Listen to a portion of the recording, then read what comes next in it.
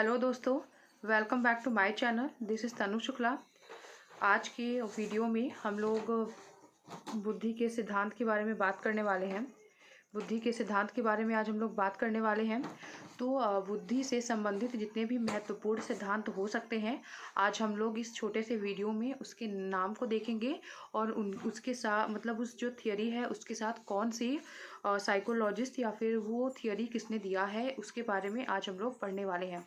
क्योंकि अगर आप यूपी टेट के एग्ज़ाम को देखेंगे या रीट के देखेंगे या फिर कोई भी सी टेट को छोड़ के सी टेट को छोड़कर जो हर जगह साइकोलॉजी से फैक्चुअल क्वेश्चंस पूछे जाते हैं, तो उसी को ध्यान में रखते हुए आज मैं ये जो वीडियो बना रही हूँ वो पूरा फैक्ट पर बेस्ड है।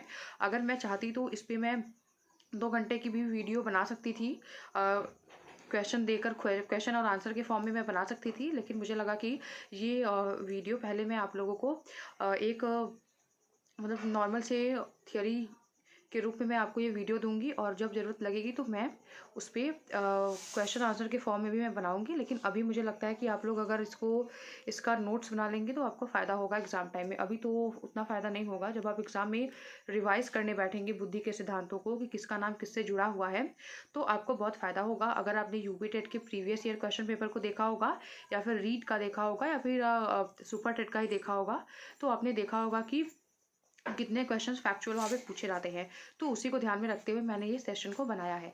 तो इम्पॉर्टेंट फैक्ट देखेंगे और थियरीज देखेंगे जो कि बुद्धि से रिलेटेड है, जो कि इंटेलिजेंस से संबंध रखता है। ठीक है, तो हम लोग आज उसको देखने वाले हैं। तो अभी आगे बढ़ते हैं, आज के सेशन की तरफ आगे बढ़ते हैं। ये मेरा सोशल मीडिया हैंडल है, आप मुझे यहाँ पे फॉलो कर सकते हैं। अगर आपको पीडीएफ चाहिए तो आप हमारे टेलीग्राम चैनल को ज्वाइन कर लीजिए। वहाँ पे आपको डेली बेसिस पर पीडीएफ प्रोवाइड कर दिए जाते हैं। जो भी क्लासेस यूट्यूब पर होती हैं उसकी पीडीएफ भी मैं वहाँ पे शेयर कर देती हूँ। और उसके अलावा आप हमारे फेसबुक ग्रुप को भी ज्वाइन कर सकते हैं और आप हमारे इंस्टाग्राम ID से भी जुड़ सकते हैं। अभी हम लोग डायरेक्टली अपने थियोरी की तरफ बढ़ते हैं। तो पहले हम लोग इंटेलिजेंस मतलब कि बुद्धि से संबंधित कुछ फैक्ट को देखेंगे। इससे ये जो फैक्ट है वो आपको डीएलएड अगर आप फर्स्ट सेमेस्टर में होंगे तो आपको भी वहाँ पर भी ये हेल्प करेगा। और जहाँ पर भी साइकोलॉजी आती है, जहाँ पर भी साइकोलॉजी से फैक्ट वाले क्वेश्चंस बनते हैं, वहाँ पे बुद्धि बहुत इंपॉर्टेंट रोल वहाँ पे प्ले करता है। इंटेलिजेंस का जो टॉपिक होता है बहुत इंपॉर्टेंट रोल प्ले करता है। तो आज हम लोग उसके थियोरी मतलब वो कुछ फैक्ट देखेंगे, थियोरी के नाम देखेंगे और थियोरी को देने वाले मतलब उनके प्रतिपादक के नाम को भी हम लोग देखेंगे। और उसके बाद फिर हम लोग डिटेल वीडियो भी इस पर बनाएंगे।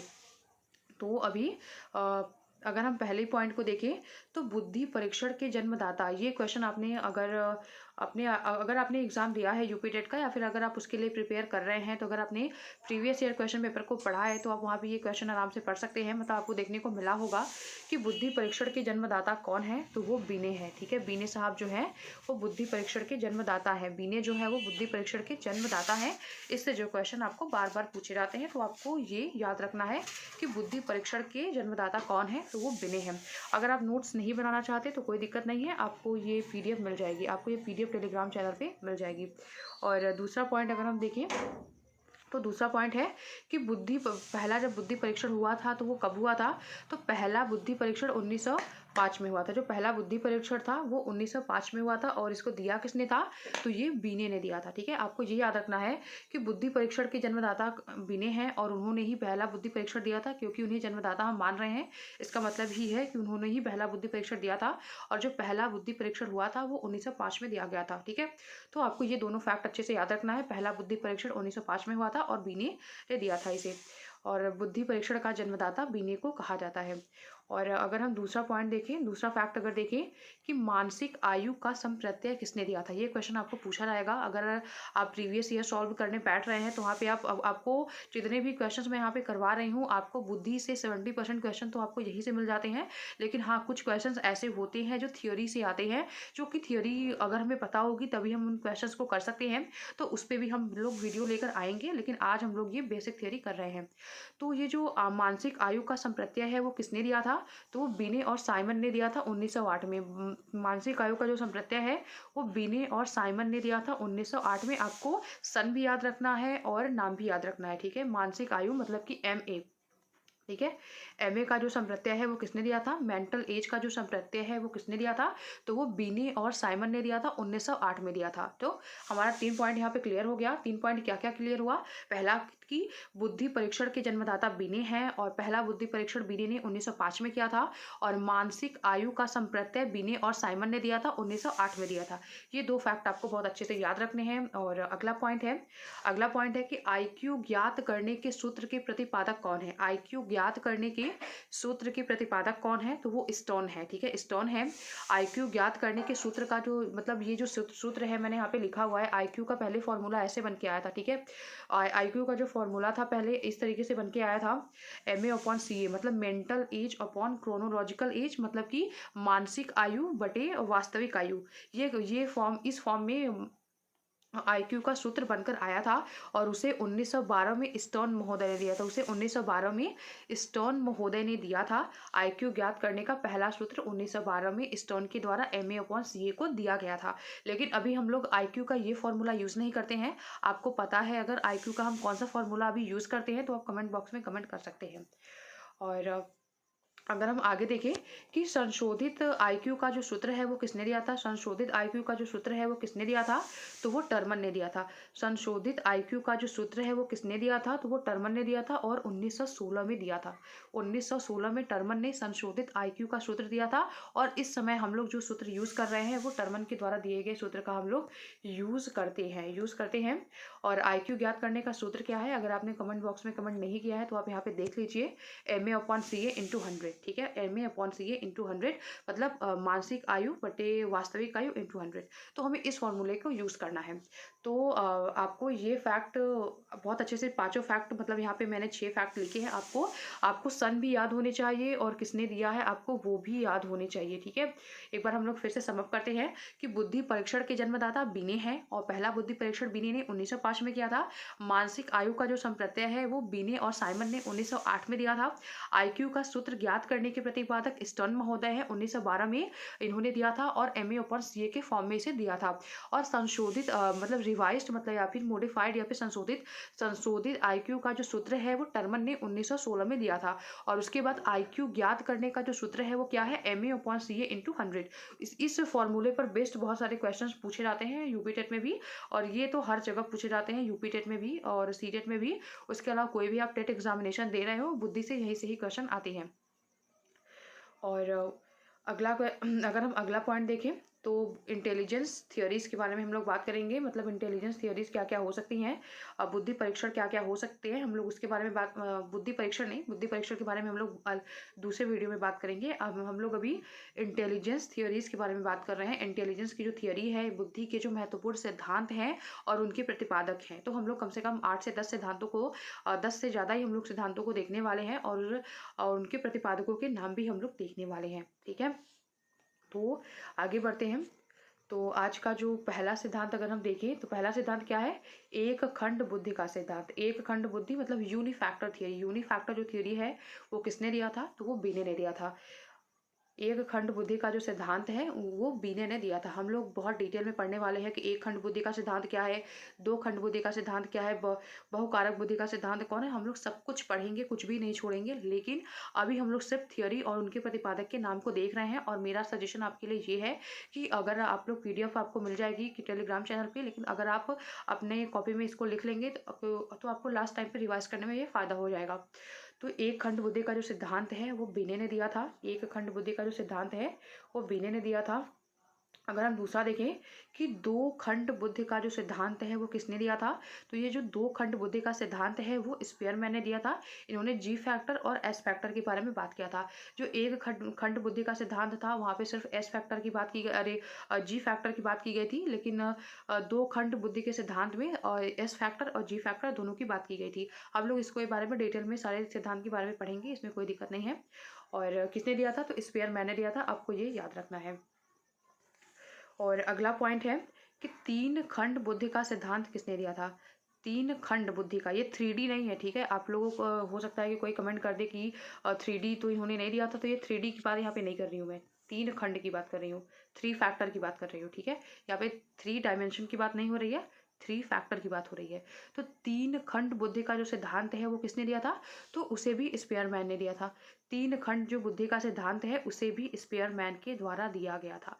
तीन खंड बुद्धि का सिद्धांत स्पेयरमैन ने दिया था, दो खंड बुद्धि का सिद्धांत स्पेयरमैन ने दिया था, एक खंड बुद्धि का सिद्धांत बी ने दिया था। ये सेशन जो है वो थोड़ा सा आपको लग सकता है, अगर आपको याद नहीं है तो आपको थोड़ा दिक्कत इसमें आ सकती है, लेकिन अगर आप 2-3 बार देखेंगे तो आपका ये क्लियर हो जाएगा।